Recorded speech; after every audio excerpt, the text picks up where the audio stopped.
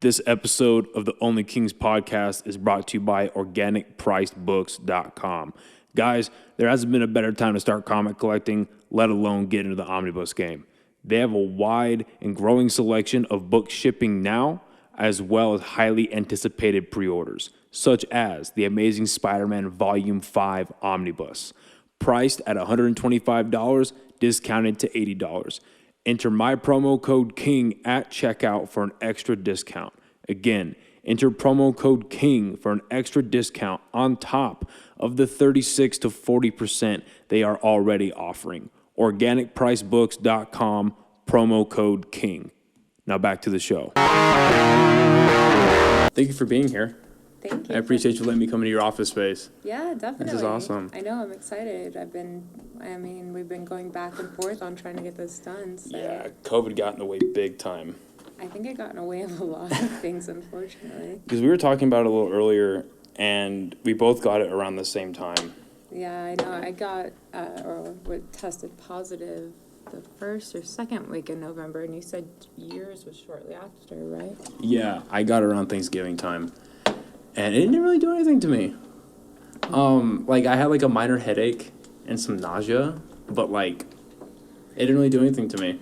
So I'm not gonna lie, I was the biggest COVID skeptic. I was like, if you have the flu, nah. One day I woke up and I literally stood to get out of bed and I fell on the floor. I was so dizzy, so nauseated, and then I took my fever, it was 103.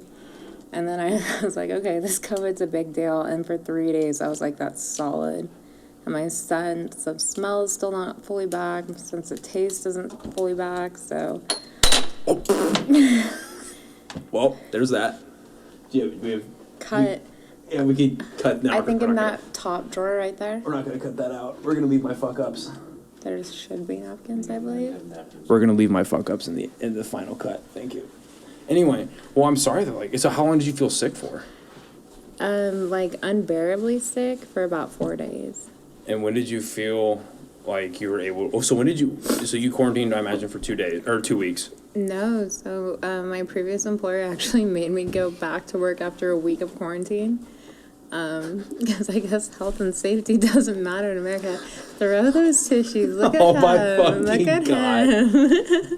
He's making it rain on my nose. Oh, am I allowed to talk like that? Yeah, fuck yeah. Fuck yeah.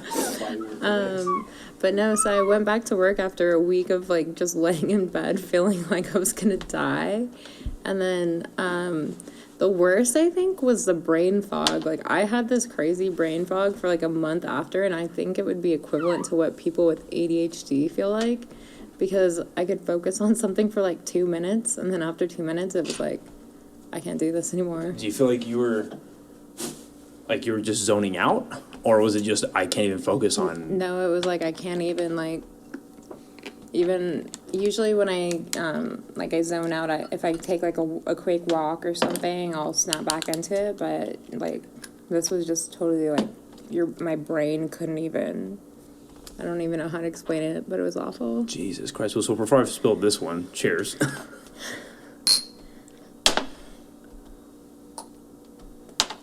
That's good tequila. Fucking A. So, now that you've had it, are you going to get the vaccine? Fuck no. Why not? I'm not entrapping you. I'm just genuinely curious about people's opinions on the vaccine. I think, first and foremost, I want to wait till more people have gotten it. I don't think there's enough research and there hasn't been enough time that's elapsed to show what it actually does. My mom was an anti-vaxxer, right? So as soon as I got to college, I did everything opposite of my mom. So I was like, I'm going to go get the flu vaccine because I've never gotten the flu vaccine before. I got the flu 3 times that year. I had never gotten the flu before. So I don't know. I'm very hesitant about vaccines. Obviously, if they start requiring us to have them to travel and go to concerts, sign me up. But yeah. Until then, I'd rather see some studies and, see what the actual results are. Yeah. Can you look some up real quick, Joey? So, from what I heard is to get into the continental U.S., you need a positive or a negative COVID test for the past 48 hours. And that's even like if you're going from like, so we're in Texas right now, right? And you want to go into Hawaii, you need another negative test if you want to go to Alaska, right? And yeah, I mean, I feel like the I next don't mind. I think that's perfectly reasonable. yeah, I just feel like the next logical step is going to be like forcing the vaccines. And I remember Biden put out a thing, I think like 2 days ago, he put out a thing that said, not if, but now that Johnson & Johnson's making a vaccine, we're going to have enough vaccines by summer, or like in May, to be able to help out, I think, every American adult. And yeah, I think that's just only going to be the next logical step. I mean, not that I'm scared about it, but I'm scared about it, quote unquote, because I'm top of the list. I'm like 5A, or like I'm an A-lister because Essential, I'm an right? attorney, yeah. So it's like to get into the courthouse, I know they're going to want us to get vaccinated, but I mean, we'll see. I'll fight that battle when I get there. Yeah, I was able to get the vaccine myself, and I got that, I think, 2 weeks ago. I remember I got it on a Sunday, and that next Monday, I remember I woke up at like 5 in the morning. Kobe. Rest in peace. I woke up at like 5:30 in the morning, freezing, right? Just absolutely freezing. That's body. how it was when I was sick. Yeah. Did you feel that when you were sick? No, not at all. I felt worse like during the day after I got the vaccine. I felt worse then than I ever did with the actual COVID. That's insane. It was bullshit. And then like and it's like the cold sweats too, where you wake up and it's like awful, and then you try to get warm and you're just like sweating. That's when I said I had my 4 days of hell. That was I remember you told me about that. Yeah. It's not gonna happen. Whatever. Yeah. So I woke up in the morning, just absolutely freezing, and I went back to bed, and I woke up, just hot as hell and sweating, and I was like, "Fuck," and I also had to call off work, and just that entire day, like that, I probably experienced like it wasn't like extremely terrible. I didn't have a cough or anything, but like that brain fog. Totally. Like, there really might as well have been just an entire haze all over me. Yeah. And then now, I was telling these guys, as we were driving down here, my sense of taste and my sense of smell it's just gotten weird. Like, I'll randomly get, like a hint of, like metal, like a metallic taste or a metallic smell in gasoline. And I don't get, and it never happened to me until I got the vaccine. So that's so weird, because, like, ever since I got COVID, like, meats kind of grossed me out, but that's kind of like that metal, like, iron thing, see, so now, I wonder if that's, like... Yeah, so, yeah, I had a steak recently, actually, and it tasted kind of weird, and then I had, like, every time I drink a soda, it just has, like, tart almost, and I'm like, what the fuck? Yeah, no, I don't get it. So the real question is, would you get the vaccine again? Wait, are you on the one? I'm on the one. So I have to get the booster, and I've heard the booster puts you on your ass for 2 days. Yeah, so I'm gonna have to do that. This is really good tequila. I told you. This is really good fucking tequila. Say, Jordan, you were right. Yeah. No, say it. Jordan, you were right. This is good fucking tequila. That's the first time I've gotten a man to ever say that, so at least we have it on the record. Out of respect, I will not comment on your current situation, but whatever. Oh, there you go. So like you mentioned, you're an attorney, and you're a divorce attorney. So is it divorce and family, or? Yeah, so that's the funny thing. Like, family law encompasses a whole group of things. It does divorces, everything dealing with children, child support, custody, visitation. It covers everything. Okay. How long have you been practicing this for? 4 years. Okay. And so you branched you're at a law firm up until the end of last year, right? Yeah, so right out of law, so this is the best part. First, in undergrad, I was like, I would never go to law school. I want to be a graphic designer. And then my parents were like, we're not going to support any kind of degree that's not going to make money. And I was like, fuck. So, all of my friends were like, we're going to go to law school. So I was like, okay, I'll go to law school too.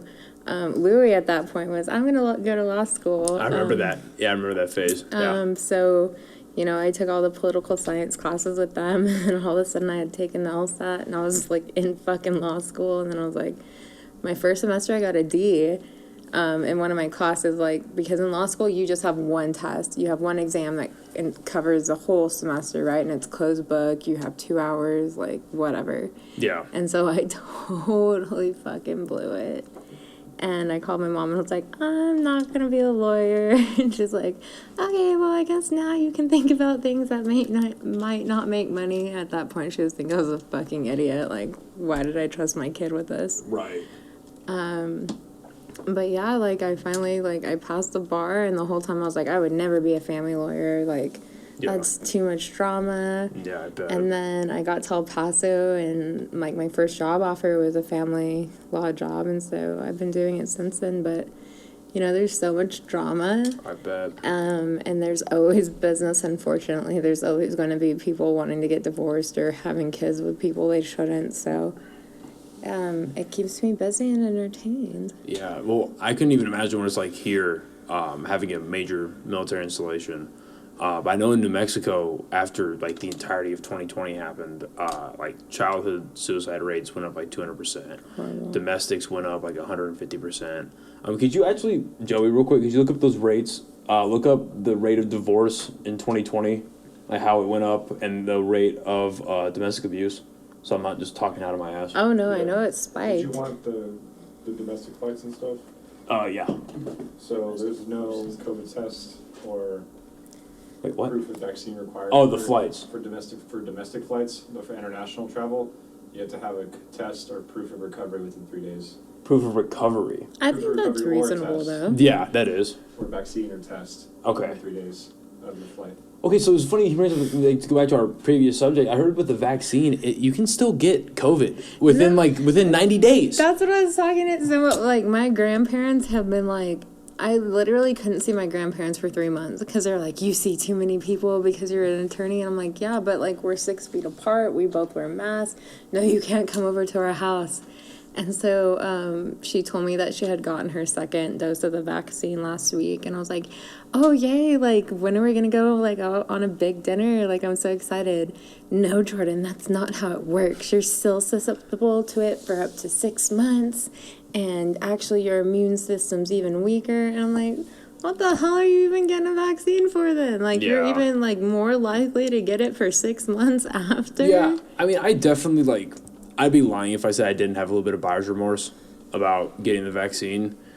But, like, so for me, prior to getting COVID, I already had some jacked up lungs. Just for whatever reason, that's just a 10 that I was dealt.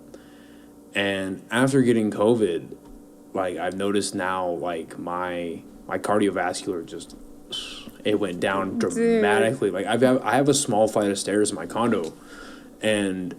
I mean, I'll walk up them sometimes, and I just take like a huge deep breath, and I'm just like, well, what the fuck? No, in this building, I used to always take the stairs, and now, like, with my bags that I carry, obviously, because I'm like a fucking hoarder with my like 5 mom bags, I have to take the fucking elevator because by the second flight of stair, like the second floor, I can't fucking breathe. Yeah. No, and I mean, my mindset was like, I have the opportunity. And I mean, if it fucks me up, it fucks me up. Like, whatever, man. That's definitely a problem for future me. I know that's like the I don't know if that's like the best thing to say. It's not like, the best thing to say. Oh, if it, you know, like I might die, but you cheers know, to that, it's yeah. cool for... I mean, if it happens, it's so good. If it happens, it happens. And I mean, I know that if I were to get COVID again, I don't even want to think about what it would do to me, because I think I got off easy the first time, because like for me, I never really got the flu. Like I've always gotten the strep, like between the ages of like 6, and I think the last time I got it I was 20. Did you get the flu shot growing up? So I've gotten the flu shot recently, the past couple of years, and it doesn't really do anything to me. It was just something like, it was offered, so I did it, whatever. And I would get strep once a year in the fall, and it'll be a shitty 3 days. So do you have your tonsils right now? No, I do. Why haven't they been removed? Because I was just like, I don't want surgery. Fuck it. I don't mind 3 days. Like, what? So you'll get a random injection in your arm, but you won't get surgery by someone who went to med school? Fuck yeah. I don't get that. Yeah, fuck that. That makes no sense. I'd rather get an injection than get cut open, for sure. What I want to know what this sidebar going on is. What was that? Because he works, well, they're both in the medical field. I do injections on the weekends. Yeah, he administers COVID vaccines. There's a person off screen. We need to have him on this conversation if we're going to keep talking about the vaccines. I think we should switch up the topic. His episode is scheduled on March 27th. Stay tuned. Anyway. Damn, well, like, let's stop pulling me on that expert on this. So, yeah, I was just like, fuck it. I mean, if I get COVID again, then it'll really do some damage. And I was like, well, I'd rather roll the dice. Yeah. Like, fuck it.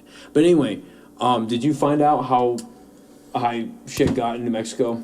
Wait. In 2020? Did you do a sperm count before and after? I mean, no. Should I have? That's like a crazy, like, conspiracy going around right now. Is that your sperm count, like significantly decreases after you get the COVID vaccine.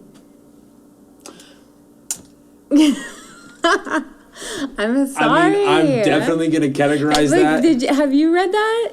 Am I the only one? So I'm definitely Do I read some really dark web shit or what? So that's definitely going into the category of fuck it. If I'm meant to have kids, I'll have kids. Noah's like, fuck the kid. Yeah, fuck them.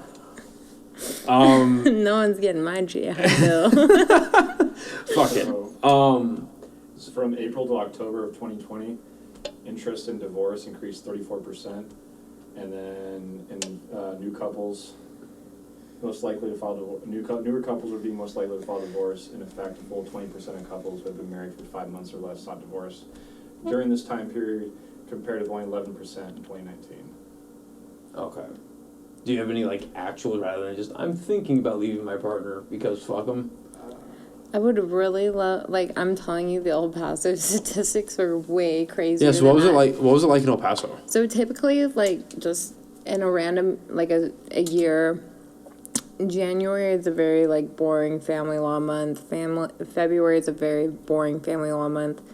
But, like, right as school's about to end in May, stuff usually gets crazy because then people are fighting over summer visitation and da-da-da. Same in the fall. They're fighting over the holidays, da-da-da. Like, literally, like, as soon as COVID stuff came out, everyone was filing, like, after a month. Like, people were getting divorced. They were wanting to change their child, like, possession schedules so that the other parent couldn't see the kid. Because they would say, like, oh, well, they're going to get my kid COVID because I don't know where they go. And right. Just people being, like, overly cautious. Yeah. Crazy. I don't know. Well, so I would imagine because everyone just got locked up with the person that they're with, and they finally realized they probably shouldn't be locked up with them 24/7. Yeah. And which is a good sign. You probably shouldn't have gotten with married. That person. Well, so whatever. So here is, I mean, as long as you've been practicing, like, there's a huge stigma around how, like, at the worst of it, dads really shouldn't even put up a fight because they're gonna lose like the majority of the custody to the mom. I know, like in my case, like, granted, I had a real shitty dad. I'm like, fuck that guy. He definitely shouldn't have gotten custody. Yeah. But my mom got the majority of the custody. And granted, I don't know like the specifics. But I just know it's just like a huge stigma. So, like, how big of a lecture do you want on this? Oh, I want, like, all the information you're willing to give. Oh, yeah. So, like, the amazing thing about Texas is that, and especially El Paso, we are a more progressive liberal state. So we have, like, an open-minded court system here. Parents set themselves up for what they want, you know? If you get an attorney and you can show what the judges want to see is that there are parents that are making the medical and educational decisions for a kid. Okay. And so if a mom can go, and it's 90% of the time the mom's doing that stuff because, you know, the dad's usually the primary breadwinner. Right. They're out working, so mom will, you know, go Maintain out in the the household afternoon, pretty much. exactly. And so that's why there's a stigma that, you know, moms automatically have that right. If a dad can show that he can handle those things and he can handle them better than mom, you have a fighting chance at it. So it's really, like, I hate that when people come into that stigma, and I love that a majority of my reviews are, like, dads that are like, you got me custody, I was in Texas, which is not a non-dad-friendly state. I was seeing that on your, like, personal Instagram page. Yeah, that's Yeah. awesome. So it's really not even, like, we're so progressive now that it's just really, like, the judges are being fair about, like, who's going to care about the kids' education, who's going to care about their medical decisions, who's going to make sure that they're in the extracurriculars that they want to be in. But the thing that is also unfortunate is that a lot of dads go into this situation automatically thinking that they're going to lose, so they don't even hire an attorney. They just show up. And How common do you think that is? Just sorry to cut you off, but how common do you think that is? in my experience, like 60% of the men will show up without an attorney. So do you think that's just because they're like, fuck it, I'm gonna lose anyway, I don't want to put up a fight? Or do you think it's because I don't have, like, the money to actually do it? Because, I mean, honestly, in my personal life, I'm very ignorant to this topic, which is why, like, I was really happy to talk to you, other than the fact that we've, like, 10 years have known each other. But my baby Noah. my biggest exposure to divorce outside of just my parents going through it was honestly fucking Marriage Story with Adam Driver and Scarlett Johansson. Like, watching that movie. I've never seen that. You haven't seen that movie? No. Oh my god, take like the 2 hours and go through that emotional take it. train wreck. Oh my god. I it's- love train wrecks. So, yeah, that's why you have the job you have, right? The life I have. But like, this guy, and this is something that I've heard outside of it as well, but Adam Driver's character, he ends up having to pay for his lawyer and his wife's lawyer. And I'm pretty I sure do that to people all the and time. I'm pretty sure the kid has a lawyer too. So, like, do you think when fathers show up without a lawyer, do you think it's because they're like, fuck it, I'm not gonna win anyway, or is it because I don't have the money because I know what's coming? Well, like, I think it's 50-50 because I think that they have the preconceived notion that, you know, no matter what I do, I'm never going to get what I deserve. I'm going to have to pay child support. I'm going to be a weekend dad only. But it's because they don't actually take the time to go talk to an attorney. And, I mean, there are a lot of attorneys here in El Paso that will just, like, blow smoke up your ass and be like, yeah, I can get you the world, moon, and stars. And it's not true. Like, Right. if I have a client that comes in and they're like, well, you know, it's a dad, you know, the mom works all the time. I primarily handle everything. I take them to the doctors. I do their school stuff. I take them to tutoring. They are in karate. I take them to that. I'm like, you're set up to be the fucking primary conservator, you know? Like, Okay. It's literally it's a case-by-case basis, but people set themselves up for what they want. If they don't want to be a weekend dad, they'll make the effort to be at the appointments, be at the school meetings, talk to the teachers, be on top of things, offer to take them to the extracurriculars. But at the end of the day, like, you have to be able to prove that to the judge. And so when you go in with that preconceived notion that, oh, I'm already going to lose, then they try to explain things to the judge without an attorney. And unfortunately, judges hold all, you know, people appearing in their court as an attorney, whether you are or not. If you're appearing pro se, which means you're appearing without an attorney or a Defending lawyer. yourself. Exactly. If you're defending yourself, the judge has a code of ethics that they still have to treat you as you were an attorney. Okay. So, you know, you don't know how to get the right evidence in. You don't know how to submit evidence properly. And so I think that's where a lot of dads get screwed over, where and like, here's the thing, if your kids are your kids, you'll make it work if you need to find the money for it. You know what I'm saying? Like, I know it's hard, but like, so many attorneys in El Paso are reasonable. they'll just ask you to give them the bare minimum down, you know, just what they need to get you into court. And I think that's what's unfortunate is that dads automatically assume that they're going to lose. Yeah. When in reality, a good amount of the time, they could be successful and wouldn't have to be paying child support and, you know, could be there full time. So yeah, I was gonna ask, like, so if I was coming to you, right, and I was like, hey, me and my current partner, we're gonna get a divorce, we have a kid, how do I set up to win this case? It seems like if I want to win that case, I need to be a good dad years prior, so you have that entire.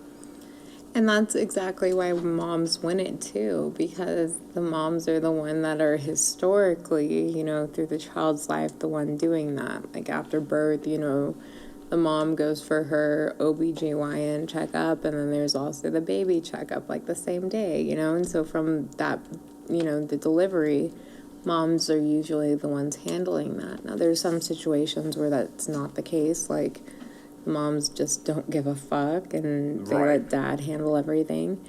But even showing that you were a part of it, you were going with them to the appointments and, you know, you were trying to help out with things, that's enough also. Okay. But that's the unfortunate thing is, like, you can't ever give a... There's a joke about law school that the answer is, like, it depends. And that literally is, like, all of law. Like, it depends. It depends on your facts, your situations, like, how you're acting personally. It depends. Okay. So, so the best way to set yourself up for success is to consistently be a good, you know, with your mom or the dad trying to win. So El Paso, being the city that it is, it houses one of the biggest military bases in the continental U.S., right, Fort Bliss. So how many service members have you dealt with personally? I would say about 20 or 30% of my practice are service members. So let's say you have or an individual. Were you going to say Karen? Well, Karen, there's a lot of Karens, yeah. But let's say you have an individual that they're just, through my point of view, this would be like one of the worst case scenarios. Like they're going through a divorce and now they're about to go to a different duty station. So how do you handle that with them, like going from, let's say, Texas to New York or Texas to Kansas or California? Like how would you handle an interstate case like that? So that's like a very, like that's another, it depends.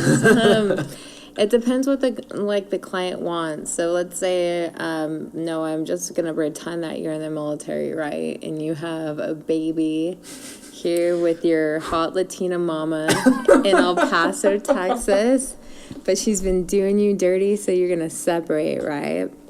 So you've got this cute little kid, and all of a sudden they're going to ship you off to Virginia because you're going to captain school, Noah. You're going to captain school in Virginia, right? So that's when you'd want to get an attorney because, one, you would want some kind of visitation set up to where you have rights to where the provisions include living 100 miles or more apart. So why is it, sorry to cut you off, but why is it 100 miles? Is there a specific reason or is it just an easy number? That's a Texas code. It's 100 miles or more apart. Just an easy number. I mean, yeah, Texas legislature is lazy, I guess. 100 sounded cool. Didn't you have to celebrate 100 days, like in school? Did you ever have like the 100 day of school celebration? Did you guys not? Is that an El Paso thing? That's definitely a Texas thing. Like everything else in Texas, that's a Texas thing. We used to have like on the 100th day of school, and we would like make like necklaces that had like 100 beads and like artwork. 100 beads? Was it Mardi Gras? No, it was the 100th day of school. It was like a celebration. Yeah, it's just a good it's a solid number. Why are you hating on 100? So they decide that you're outside of a 100-mile radius. And then they set you up on a visitation schedule for that. And so if you don't have an attorney, well, sometimes even if you have an attorney, like that schedule will say like you can pick 1 weekend a month that you get to visit the kid at a X location. Right. And that's why you want a good attorney so that you can say, okay, yeah, we're going to meet either halfway, she's going to come up here, like, you know, you need someone to set out those guidelines for you, but it's based on what the clients want. Like, I've had clients who are like, yeah, I'm going to Virginia for captain school, and I don't give a fuck about seeing the kid. Like, just get my child support lowered. And I'm like, what the fuck? Like, that's your kid. Yeah, it's but pretty fucked up. it's really, like, it depends on what they want, you know? Okay. Because I know that, like, with active duty members, they get certain, like, allowances. Oh, shit, doing tricks over here. What's up? You want those numbers, baby? Oh, for what? Things you asked for? Yeah. Yes, we Yeah. do. We've been please. waiting, and you're doing fucking hibachi You're like tricks. in the middle of stuff. He's So, like, in pretending like Albuquerque he's... alone, the Domestic Violence Resource Center has seen an 80% increase in all their services. And then for divorces, U.S. divorce statistics, compared to 2019, 16% more couples pursued a divorce after only 5 years of marriage or less.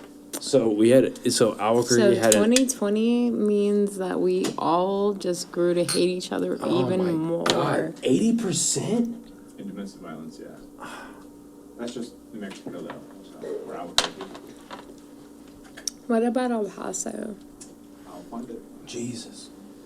So, because I know that service members get a certain allowance. Like, so I've got a lot of friends It's like the BH. that, yeah, they've gone off into the Army and mainly Army and Navy.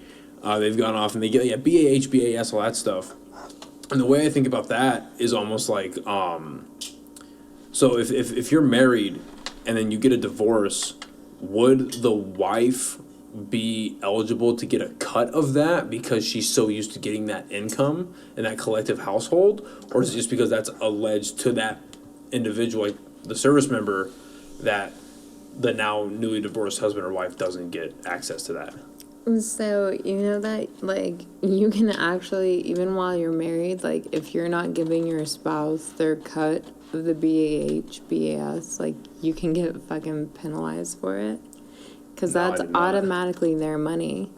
Under the code, like, that stipend you get monthly as a BAH or BAS, like, that's because of them. That's supposed to be taken from you and given to them directly.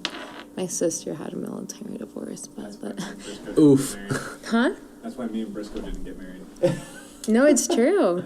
Yeah. And so like right now I have a client who he's still having to pay the on-base housing for his wife, which is like $1,400 a month. And So this person that you're dealing with right now, he's getting divorced and he lives somewhere else. yeah, he had to get an apartment while his wife and kids are living on base. That's what I was gonna say. So wait, what? Yeah. Okay, so this dude got an apartment off of the installation he's living in. Well, I actually, to be honest, I think he's living with another, like, he's renting a room from somewhere, but he did have to get, like, another Right, so space. he's got another living space that he's paying for. Yes. And then his wife and his kid are living on the installation, and he's paying for that. Yes, but if he What the wasn't, if fuck? he wasn't paying for that, he could get fired if she reported him. Because that's in the contract of, like, the BAH, BAS, like, duties. Like, that's for your spouse and kids. Like, And so legally, they're still actively married. yeah. Okay, that's why. Until the divorce is finalized, yeah. Jesus Christ. So, like, a lot of people will drag, like, who are married to military spouses will drag the divorce out, like, as long as possible because they're getting all these benefits. So I listened to your episode on the Now Call Your Lawyer podcast, and you brought up the temporary orders. Yeah. So in that case, would you want that person to say, hey, let's get temporary orders to be separated so that he wouldn't have to pay that extra $1,400 for the wife and kid on the military installation? So, in temporary orders, either party can ask for whatever they want. So, typically in that situation, the wife is going to ask that he pays child support and he pays for some kind of spousal support while the case is pending. So, I won a case like that a couple weeks ago because I was showing that he was already paying under his BAH her housing, which was almost $1,400 a month. And so they were trying to get an additional $600 a month for child support on top of that. And so myself as an attorney had to show the judge through evidence and through testimony that he was already paying way more than his child support would ever be. That's $2,000. Exactly. So why are you going to put this man on a child support obligation when he's already paying that home obligation? Which is what Now- Joe Biden owes the American people, by the way, $2,000. Thank you. Anyway, continue. Where's my $2,000? Yeah, where's my fucking stimulus check? I need it now. Those- It's my money and I want it now. Those bombs on Syria are looking real expensive there, Joseph. Where the fuck is my stimulus check, man? Where's the fucking gasoline in Iran? Like, where's the crude oil? Like, okay, so this is totally off subject, but since the Can beginning we of... talk about something off subject? I want Yes. to talk about something fun. Yes. I hate family law. It's so depressing. So in the beginning of January, Wrap it up button. Have you seen that Dave Chappelle episode where there's this wrap it up button? the wrap it up button. And like they're having sex, Yeah. and the girl's like hitting the wrap it up button. That's how I feel about our like family law conversation. Like it's the wrap it up button. So family law sucks, but hey, you got a lucrative business out of it, so congrats. I mean, I'm like that's the thing I hate the most is I wish it wasn't a lucrative business Yeah. because kids get fucked up. Like my dad cheated up and down on my mom growing up. Like I was like I know I still have like I have to see a therapist for those fucking issues. You Right. know, like if you say there's daddy issues, like I have fucking daddy issues, right? But like I wish it wasn't a lucrative business, but Yeah. unfortunately, like you know. People fall out of love, and then kids get involved, and it's just it's hard. a whole messy fucking. Yeah, but let's talk about something Yeah, fun. so this. I got something fun for you guys. Oh God. Oh, look Okay. look at this face. This is mischievous. Where is it? So for El Paso, the Domestic Violence Resource Center saw a 30% increase in their shelter services since April, 40% increase in hotline services, and a 28% increase in their counseling offsite.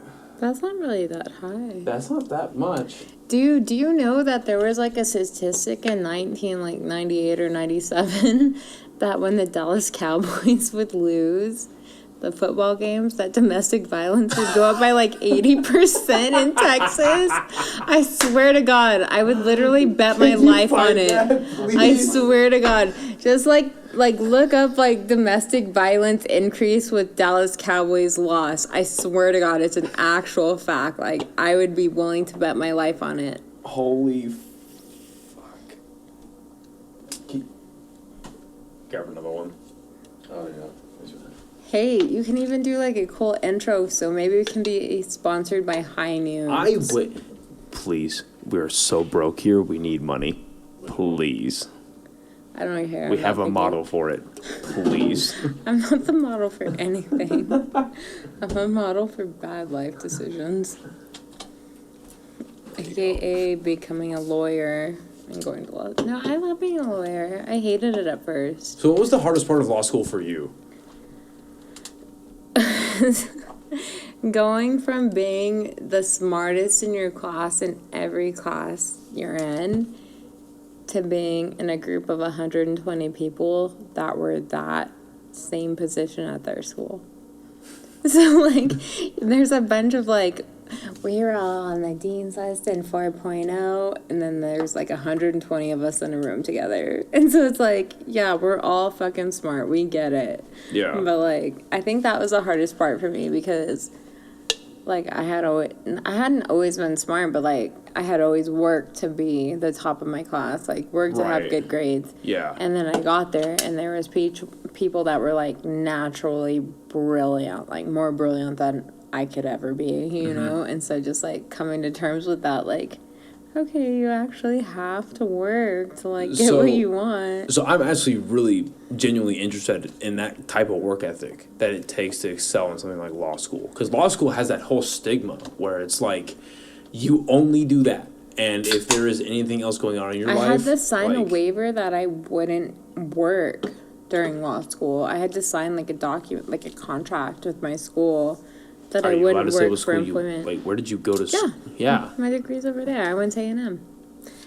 Look, I have the ring. I have the ring and everything. So No, I had to sign like a contract that said that I would not take any kind of employment for money. And partially because I was receiving a scholarship, so I think that may have had something to do with it. I didn't like compare with anyone who didn't get a scholarship, but for whatever reason, I had to sign a paper that I couldn't work. because I know some colleges have like a code of ethics that you sign whenever you get admissed or if you get into a specific type of college within the university itself. But that's crazy. So they wouldn't let you work. No, not at all. So what was like your schedule for an average day of law school? So my first full year, like this fall and spring semester, they schedule for you, and it was literally 8 to 5. You had a class from 8 to like 9:30, 10, and then a class from 10 to 12. And then you had 12 to 1 off. Then you had another class from 12 to like 2:30, 3, and then a class from 3 to 5. And then you had to go home and read your 100 pages for each class for the next day in case you got called on. It was literally insane. And like, I was always a nerd, you know, like my mom homeschooled me because I was a fucking nerd. And like, I got to law school, I was like, I don't want to read anymore. I'm tired of this.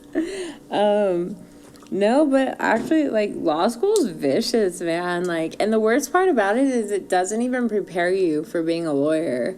Like, I got my first job and I didn't know what the fuck I was doing. My first attorney sent me to a hearing, and it was a temporary orders hearing, like we were talking about. So you have to like establish certain things. Like, I didn't know what the fuck like needed to be said or needed to be established. Like, I didn't know anything, and I had just spent 3 years at a fucking $80,000 a year school, and then passed the Texas bar exam. I'm sorry, how much a year? I'm not going to talk about it again. I told you it was a mortgage payment. Oh my god. But you know, I can always make income, hopefully, so. Yeah, that's awesome. So that work ethic obviously transferred over. You've been quite successful with it.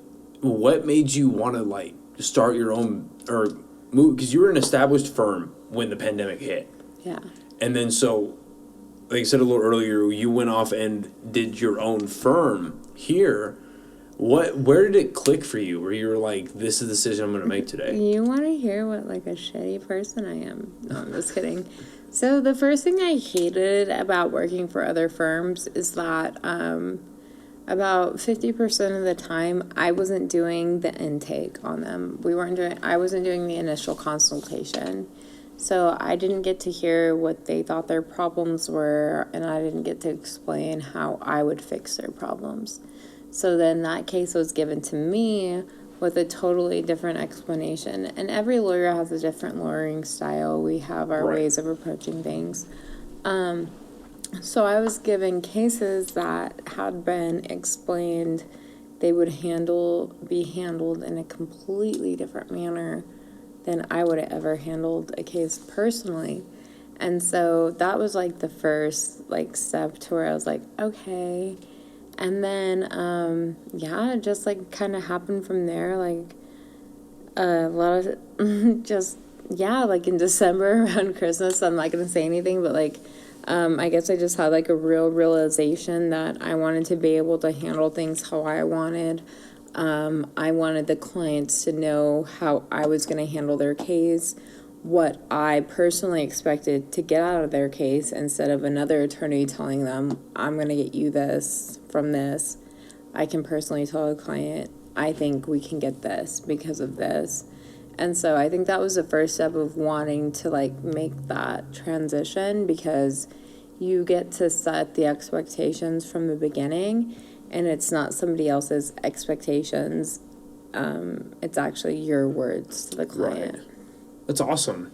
So because like the reason why I asked is because like so many things just went down the fucking toilet, and I think we spent like pretty much the entire car ride up here. I'm like passing that to you. Oh, We spent like the entire car ride up here just bitching about our government. Oh, you guys Because are talking shit. Yeah, these Our government is fucking bullshit. because these like, clueless fucks. Like, okay, I'm such a states' rights person. Like just get that out of the way. Like, please let the states do what they want. I'm gonna say, and I know that's like sounds so like insensitive. Like, no, it's people not are like, insensitive. That's literally what our country was founded on. Oh well, what if people can't afford to move to the state where they belong, where they believe? Well, they're like you can make it work. Like you can make it work. You can make it work. Well, But, like, go to the state you believe in and let that state have the power. Like that's why I may not agree with Abbott and what he's doing, but I freaking love the fact that we have the state right that he can make that order. Right. I love it. It makes me feel like that's what America was fucking founded on. So I was gonna ask you about that. So recently, Rude. what? Oh, I will Rude. gladly Can do I it. please let the for the record show that Noah poured himself a shot and not me one when I gave him the bottle to pour us both one. So, 10 out of 10 do not recommend. Chivalry speaking is of dead. tens, 10% increase nationally within the first hour with a football team losing. Hey, that was a really good transition. The Yo, he should be on ESPN Sports Center. So within the first hour of the Dallas And Cowboys, then it's not couldn't find Dallas Cowboy, but nationally, within the first hour of the football team losing, there was a 10% increase in domestic violence. See, I told you that shit's wildin'. okay, so I mean, I'm not like entirely. AKA, I'm a Dallas Cowboys fan, but we ghetto. Yeah, like that must surprise me. I saw a video that went viral from like I think the Raiders lost, and a dude literally took a hatchet to his TV and just broke it off the wall mount. Dude, you know why I became a Bills fan? Because they fucking slam tables. I'm like, I don't even like the Bills, but anytime they get upset or excited about anything, they go fucking jumping. Like, what's it called? Like, it's that WWE move, though. No, like it's like when you get slammed through a table. Yeah, they Yeah. do it. Like, that's fucking. A body slam, yeah. No, it's something with a W. It's like a WW. It's like a woo. What's it called? What's it He'll called? know. You know what I'm talking about. It's a tradition that Bills Yes. fans do where they take a normal fold Like out a table, fold-out white and plastic- they'll climb on ladders, they'll climb on their trucks, they'll get on the top of their house, and they'll just body slam on. But there's like a WWE term for it. It's like the woo something or whoa. I know it starts with a W. I have I want no to. idea. No, we've got to find this first So- before we move on. Wait. Okay. He's gonna find it. Please find it. He's got the high noon. He's on the mission. Bills Mafia, dude. We're waiting for our high noon sponsorship. That would be fucking amazing. I don't even God. think anybody drinks these. I think I'm the only person. Yeah, I've who literally drinks never heard these. of them I until know you no one has. brought it up. That's why I think this is our golden opportunity. Yeah. I thought High Noon was a beer before we showed up today. I thought it was like some local IPA bullshit. like, Extra hoppy. but no, like as far as the states doing their own things, yeah, Texas announced that they're gonna like say fuck it to all their mask rules. So finally, fucking spineless Greg Abbott is like growing a fucking spine or something. I don't know. Yeah, so they were like, yeah, so next Wednesday. From what I saw, it's like the governor is saying you don't have to, but apparently all the mayors are like, hey, we're still definitely gonna like wear masks and socially distance and like 200%. Have you heard of anything like that in El Paso here? Yes, that's why I'm like a huge fucking states' right fan. Because Abbott issued it so that everything can be 100%, but each like city gets to pick how they want to operate that.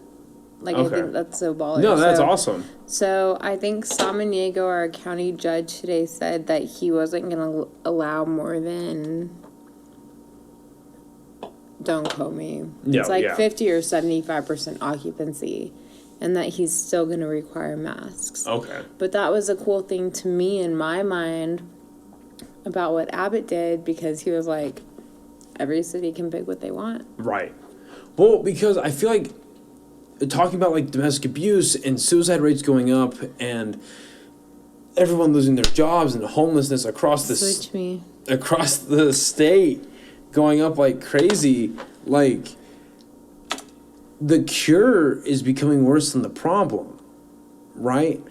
And I just know that in Albuquerque, like, And the thing is, I think, like, I don't know why people aren't, because I suffer from mental health issues. Like, I suffer from depression, like, what, and I can't imagine people living by themselves. yeah, Like, I think that's way more toxic than the virus has been. I don't know, at least in my head. no, yeah, Because I've seen my own mental health decline significantly just from not having like normal interactions. Because when, you know, everything was normal, I'd go to the courthouse every day.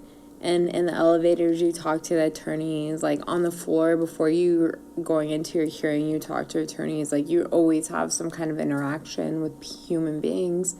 And then like COVID hit, and it's like you're isolated from everyone except your family. And let's be honest, how much do we fucking love our family 24/7? We fucking don't. We need other interaction. And it's just been hard. And I think that like people don't take that seriously enough, that there are a lot of people with mental health issues that have been locked up and alone. And like that's just as equally important as the physical symptoms of COVID is the sure. mental symptoms of COVID. no, for sure. No, I mean, I totally agree. And I mean, especially what I feel for the most is the small business owners, whether you've been doing it for 20 years, you have a booming restaurant, you have a booming retail store, you're doing your thing, right? And from that all the way to the person who finally saved up enough money, who finally like worked their ass off and they did it, and then the government says no. Yeah. Right? So, no, I mean, honestly, I know a lot of people are like, Hard. oh, Texas shouldn't be opening up. No, like, to be honest, like, we need a guinea pig. We need a state to say, hey, you don't have to anymore. But I think that's what people also need to like remember is like that's what our country was founded on, was like people being able to collectively gather and make decisions as a community to what they thought would be the best interest of their community.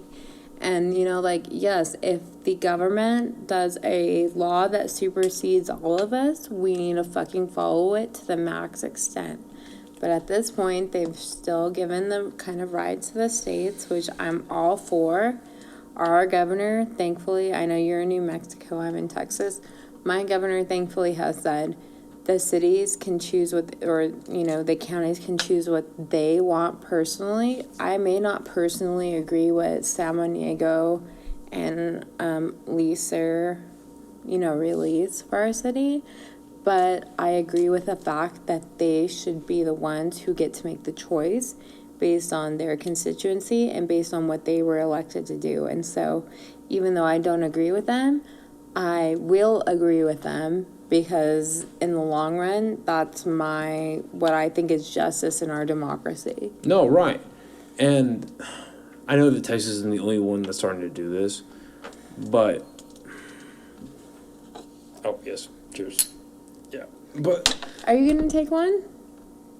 There's 2 glasses. you can Here. have mine. I'm gonna You take. can have that one. Okay. Here, give him mine. You Okay. can also have that one. I'll take another one after. He's way behind, and he's not on duty tomorrow, so you guys are going to have to edit so much. I'm sorry. No, we're okay. Authenticity is what this is all about.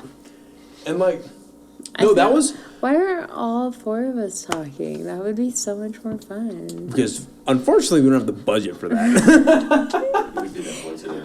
Well, I mean, and what's great? No, like No, that's it's honestly like what, I mean, at least for me personally, a blessing that came out of the pandemic was like, okay, so all these things are getting shut down, and I don't think the government should ever have the power to say what is what is essential and what's not, because everything is essential to somebody. I'm a fucking lawyer and they claim me fucking essential. I'm like, are you fucking kidding me?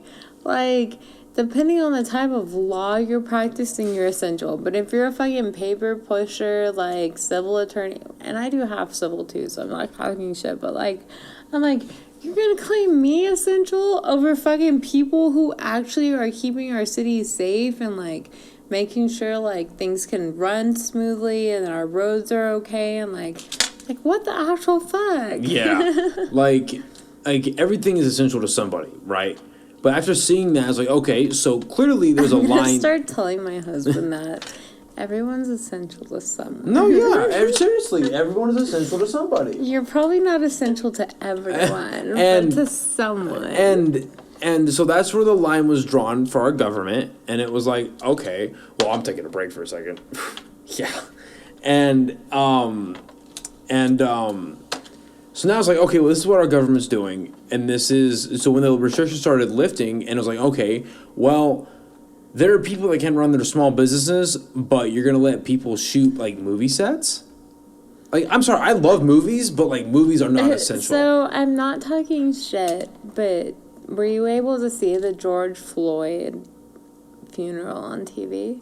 The funeral, no, but I saw the proceedings of the actual, like, where they made, like, the George Floyd, not the law, but, like, the George Floyd, like, act, whatever it was. My aunt died of COVID the same week, and we weren't allowed to see her. We weren't allowed to have a funeral. They told us that she had to be cremated, and all we got was a fucking jar.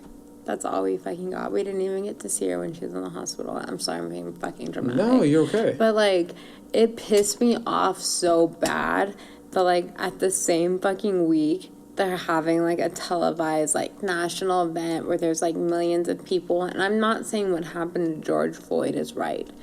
But, like, at least be fucking... Transparent. Yeah, be transparent, be equal, like, put everyone on the same playing field. Like, Yeah. if it's so dangerous, then make it so dangerous. If it's not so dangerous, make it not so dangerous. But, like, literally the same... I think my aunt died the day after George Floyd got shot. And, like, the George Floyd incident was horrific. Like, I got in so many fights with family members over that because that was just out of control. But it pissed me off that they could have a televised event with not millions, thousands of people there, and I had to see my aunt in a jar. Yeah. No, I mean, that's a genuine grievance. Like, that's super shitty. And I remember I got a friend up in New York, and he had a couple family members pass away as well during 2020, and they had to do a funeral from their cars. So if like the road was here and their cars are here, the funeral placement was here, right? And they had to all sit in their cars, and they would, view whatever was going down. And I'm sure they had to have some sort of microphone system set up or whatever it was. But then, yeah, there's like, I hate saying like the liberal left media, or like it's so easy to like categorize people. I hate parties. Yeah, like, when the fuck are we gonna get a new party where we're fucking like socially liberal and fiscally conservative? Because we all think that people need to be fucking taken care of. But, like, at the same time, it's like, let us do what we want to do. Like, don't fucking over-govern us every fucking second of the day. No, yeah, and it's just, and I fell for him. And it's like, that's really shitty to, like, see, to have to, like, go through that intimate moment with your family through such a very, like a very stripped-down manner. But then at the same time, you see major media outlets praising riots and praising mass. Look, I'm all for the ability to protest. You should. Yeah, no, that's what protesting is, right? That's why we love America, because you can go fucking protest and not know you're not gonna get fucking shot down by some crazy fucking militia. Tyrannical government, right? Exactly. No, exactly. But like you also need to recognize like Like, if you're really that concerned about a virus, then maybe you should tack that onto the subject. Be like, hey, this, and then every time there was like a riot, whether it was for the police brutality or it was for the lockdowns, COVID cases spiked because no shit, they're walking around spitting on each other, like they're yelling, particles are flying, like things happen. Do you follow Fit Fam in No. El Paso? So, they posted numbers all during COVID, and it was like these crazy high El Paso numbers. And then literally like maybe a week, 5 days ago, they're like, we've been doing our statistics wrong. And here's the updated chart. And it was literally like 3/4 of the numbers were dropped lower because of the way they had been wrongly reporting the fucking cases. So, funny you bring that up. So, 2 weeks ago, the governor of New Mexico came out. And she was like, okay, well, it turns out the way that we were testing for COVID and the way that we were swabbing down and testing establishments for COVID traces and stuff like that, we were actually inflating our numbers like something like 45%. Can you check that real quick, Joey? Look up Lujan Grisham opening up to 25% capacity and then the inflated test results because they're like swabbing down incorrectly. So she gets all these numbers back and it's like, oh, we're actually like whatever our number is right now, take 75 or take math is hard, like 65% of that, and that's where we're actually at. So that's like the crazy thing about El Paso too, is that they were saying that it was only the El Paso County statistics, but because we are a border city, we get so many people that come over daily that get tested as well. Mm-hmm. So they were saying that our personal statistics were the statistics that included people that were from Juarez that had come over and gotten tested that day. Right. So obviously the numbers are going to be a ton higher because we do offer that service to people for them to come get tested. So Right. then last week they were like, oh, I guess we need to be transparent and say... I guess we gotta tell the truth now. I guess we need to say who's actually sick from El Paso and who's not sick from El Paso. But they did that, and the numbers dropped by, like, literally 3/4. Like, it was, like, insane. Like, if someone follows FitFam, pull it up. Like, it's insane. It went from, like, 80,000 to 10,000 in an hour. Like, it was fucking... that's not the actual number, but it was, like, right. that kind of ration. Like, it was insane. What the fuck? And so, have you guys been watching CNN? Where they're like, El Paso's a dying hotspot of COVID and da-da-da. Well, yeah, because we're treating people from across the border, too, and then they're counting them as the numbers for the USA. You're counting for a whole other country. We're counting for a whole other country, and, like, I have no problem taking care. Like, yes, let's take care of the people that get over here, but don't fucking count it as our United States numbers because we're bringing in people to take care of. Like, what the fuck? Like, yeah, I mean, I hope, like, in theory, all this shit will straighten out, but, like... it won't. It won't. And, like, my big problem, like... With the last election that we had, it's not that Trump lost and that Biden won. That's not my problem. Like, I knew that we'd be shitty either way, right?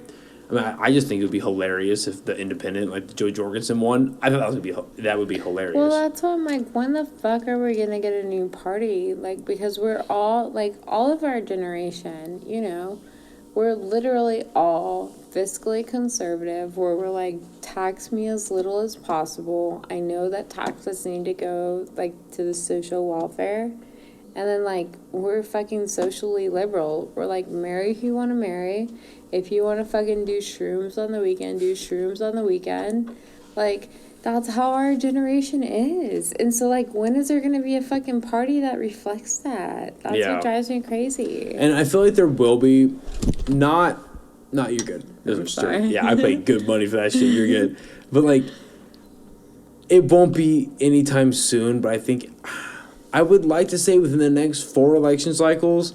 But That means we're going to be old. yeah, by we're old as then. fuck. Yeah. But what bothered me the most about the last election is, so you had the Democratic Party. So, do you think that the election was stolen? No, from no. Trump? Like, I think, so the biggest state in question, I remember, because we actually did a live stream, and the biggest state in question at the time was Pennsylvania. And with Pennsylvania, it was leaning very heavily Trump. And at the end of the live stream, we looked at each other and we were like, hey, man, Trump might actually pull this out.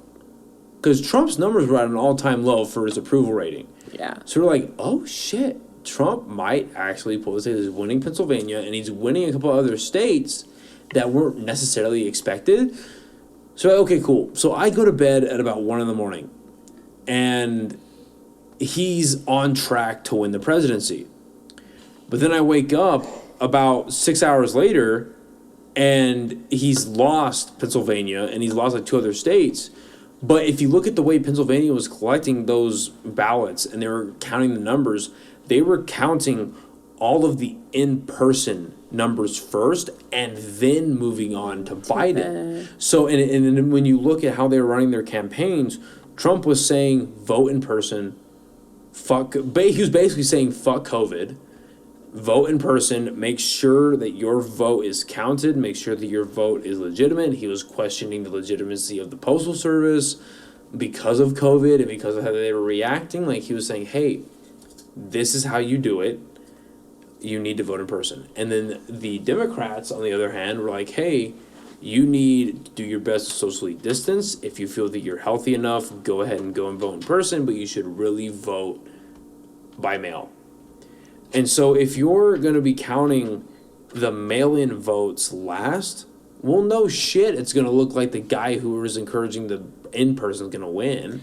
Well, that's what makes me laugh, is they're like, look at all the votes that came in from 12 p.m. You're like 2 o'clock in the 6 morning. a.m. It's like, yeah, no when shit. everyone was sleeping. Have you ever heard of a night shift before? I'm like, well, yeah, like, by the time they get tracked up in the system, like, that's when you would get them, right? Like, I don't know. No, yeah, it was, I don't know a lot about common sense, but... well, I mean, like, so do I think there was voter fraud? Yes, there's voter fraud in every and election. There's always going to be voter fraud. Like, there's going to be fraud in everything. Like, I have friends that run around in high school. Like, I had friends that ran around in high school with fake ID. There's going to be fraud in everything. Yeah, there's like, every yeah. aspect in life, there's going to be some kind of fraud. Yeah, there's fraud in everything you do. And it's like, literally, like, and at the bottom of, like, the end of the day, like, what drives me crazy is that you can't regulate morality. You can't. Facts. Like, you can't fucking regulate morality. Like, if someone thinks that, like, fucking a kid is right and good for them, like, no matter what law you put in place, no matter what, like, fine, fee, jail time, like, they're gonna still think that's cool. Like, they're not gonna listen to you. So like, I hate that Springer left now, because him and I were actually having that conversation on the way up. And, like, specifically speaking on people that find themselves attracted to kids, like, it's like our, like, why that's so prevalent, our justice system's gotten, like, too soft. And, like, New Mexico, like, so soft. like, New Mexico It drives me fucking crazy. That's, like, the one unforgivable sin to me. No, like, for sure. And, I like, think if you fuck with a kid, you should either have your dick chopped off or your fucking labia chopped off or whatever it is, like, equivalent for male or woman. Like, well, no, because there's no rehabilitation for that because shit. we were talking about it on the way up, and my personal view is like, okay, well, first of all, in New Mexico's become very leaning into an ROR, and, like, that's destroying the criminal justice system, destroying the bail bonds industry. So it's like, okay, that's a whole problem by itself, but now you're letting these criminals back out into society. And, like, I know that inherently you need to have a just society, and there needs to be due process, and there needs to be these certain steps to be taken to ensure this person actually committed this crime. And granted, I haven't looked into it like myself But very the much. thing But is like, where is the line of rehabilitation? no, exactly. So Are like, these people ever gonna be able to be rehabilitated and Exactly, be, like, so functioning members of society? I forget how long ago it was, but pedophiles tried to be included in the LGBTQ plus community. Oh, it's already included. Well, There's already a flag and everything. so can you find what that was, Joey? Where the pedophiles tried to be? They were called MAPS, right? The minor attracted. Yes, it's Membla, MBLA, men boy love attraction. It's Embla. Wait, I'm sorry. Say that again. Can we take a pause? Hey guys, due to some unforeseen circumstances, shortly after taking our small break, we had to cut the shoot a little bit early. But I wanted to extend a huge thank you to Jordan for sitting down with us. I had an amazing time doing it, I had an amazing time shooting, and thank you guys as always for watching and listening. See you guys next time. Bye.